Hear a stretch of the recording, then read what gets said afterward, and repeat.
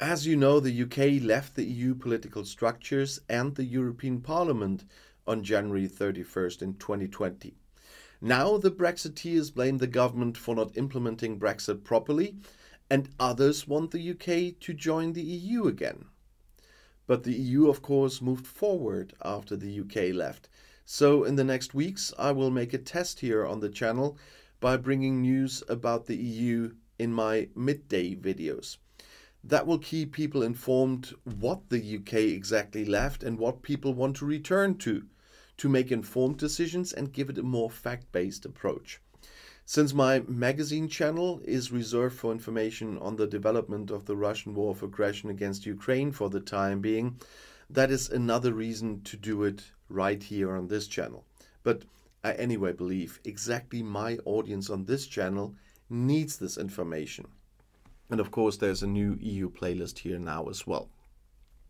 But now let's talk about today's topic. The Commission is presenting a series of initiatives to address the needs of Europe's small and medium-sized enterprises, the so-called SMEs, in the current economic environment. Representing 99% of Europe's businesses, SMEs are essential drivers of European green and digital transitions, but continue to face unpredictability and volatility as a result of a number of crises in recent years.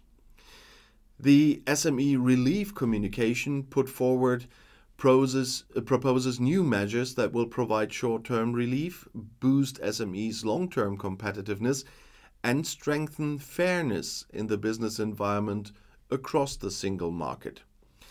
As part of these measures, the Commission is also publishing new proposals for regulation on late payments in commercial transactions and a directive establishing a head office tax system for SMEs. I will go to those two in more details this week. Additional initiatives aim at further boosting SMEs' access to finance, improving the business environment, and supporting SMEs' growth into mid-caps to unleash their full economic potential. In particular, the new regulation on combating late payments in commercial transactions tackles payment delays, an unfair practice that compromises the cash flow of SMEs and hampers the competitiveness and resilience of supply chains. The new rules will repeal the 2011 directive on late payments and will replace it with a regulation. The proposal introduces a stricter maximum payment limit of 30 days, eliminates ambiguities, and addresses legal gaps in the current directive. The proposed tax also ensures an automatic payment of accrued interest and compensation fees and introduces new enforcement and redress measures to protect companies against bad payers. And the head office tax system for SMEs will give SMEs operating cross-border through permanent establishment the option to interact with only one tax administration, that of the head office, instead of having to comply with multiple tax systems. This proposal will increase tax certainty and fairness, reduce compliance costs and distortions in the market that influence business decisions, while minimizing the risk of double and overtaxation and tax disputes. The expected decrease in compliance costs should, in particular, foster investment and cross-border expansion in the EU. SMEs operating in different member states will be able to fully maximize the freedom of establishment and the free movement of capital without being hindered by unnecessary tax-related obstacles. In addition, the Commission's SME relief communication proposes several non-legislative measures to support SMEs and ensure their full economic potential is harnessed. They want to improve the current regulatory environment for SMEs by building on the successful first full year of application on the one-in, one-out principle. That's a net saving of 7.3 billion. And improving the application of the SME test and the consistently considering SME needs across future EU legislation, for example, through longer transition periods for SMEs. And the Commission will appoint an EU SME envoy to provide guidance and advice to the Commission on SME issues and advocate SME interests externally. The EU SME envoy will report directly to the President, while also reporting to the Internal Market Commissioner on SME-related activities supported by services, and will participate in regulatory scrutiny board hearings with directorates general on initiatives that have a high potential impact on SMEs. The Commission will also promote the use of regulatory sandboxes to foster SMEs' experimentation and innovation, simplify administrative procedures and reporting requirements for SMEs by launching the once-only technical system, which is part of the Single Digital Gateway, by the end of 2023, allowing SMEs to complete administrative procedures across the single market without the need to resubmit documents. And the Commission will simplify and digitalize cumbersome procedures such as declarations and certificates for the posting of workers, such as the so-called A1 document on social security rights.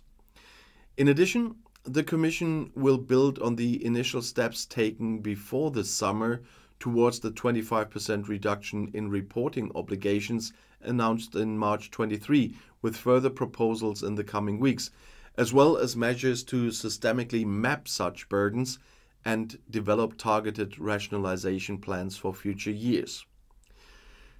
Boost investments available for SMEs on top of more than 200 billion euros available to SMEs under the EU's various funding programs running until 27 is another one. And they want to build on the success of the SME window of InvestEU by encouraging member state transfers to national compartments in that window that ensure that part of the proposed 7.5 billion EU guarantee under the new dedicated Strategic Technologies for Europe platform window of InvestEU is also available for SMEs. And a simple and standardized methodology will support SMEs in reporting on sustainability topics, thereby facilitating access to sustainable finance. And they want to enable a skilled workforce for SMEs to flourish by continuing to support training actions provided by the large skills partnerships under the European Pact for Skills and other support initiatives to match skills with the needs of SMEs from the European labour market. And they want to support SMEs' growth by reviewing, by the end of 23, the current SME definition thresholds and developing a harmonized definition and potentially adapting certain obligations for small mid-cap companies to unleash their full economic potential. Europe's 24 million small and medium-sized enterprises represent 99% of all businesses and 2/3 of private sector jobs in the EU. They are central to Europe's economic and social fabric, drive Europe's green and digital transitions, and support our long-term prosperity. SMEs have been disproportionately affected by the sequence of crises over the past years, from COVID, Russia's war against Ukraine, the energy crisis, and the rise in inflation.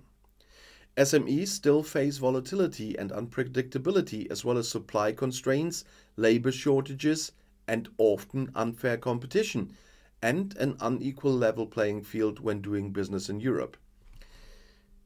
Payment delays in commercial transactions prevent investments and also growth, and contribute to uncertainty and mistrust in the business environment. The recent SME performance report shows that SME value added for 23 is still forecast to remain at 3.6% against 1.8% for large enterprises, below its 2019 level, while SME employment is barely recovered to pre-crisis levels. To unleash the power of the EU's SMEs in the single market and beyond, the Commission put forward a comprehensive set of actions under its 2020 SME strategy for a sustainable and digital Europe. Most of these actions have been completed or are ongoing. In addition, SMEs play a crucial role in the co-creation and implementation of transition pathways, which aim to support the green and digital transition across industrial ecosystems. SME-friendly provisions form part of all key EU legislative initiatives, while further support measures for SMEs are being rolled out by the Enterprise Europe Network, the Cluster Collaboration Platform, and other partners. In terms of funding, the Commission expects to make more than 200 billion euros available to SMEs under its various funding programs running until 2027. This includes substantial amounts under the EU's cohesion funds and the Recovery and Resilience Facility, dedicated to direct and indirect measures in support of SMEs, helping them become more resilient, sustainable, and digital. And if you want to see another video, the next one is right here in the end screen. I'll see you there. I'll be back.